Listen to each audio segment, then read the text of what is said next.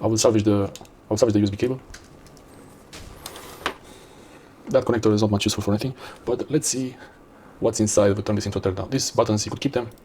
If you have a mouse that if the buttons fail, like this one, you could replace it. Let's see what this sensor is about, how it looks like.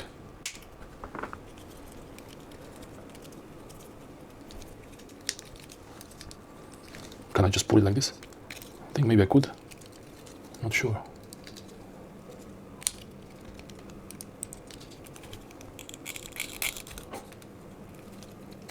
It's one block. I have to go like this back and then down, maybe. Let's see. It's so interesting how they put this together. That's the laser diode.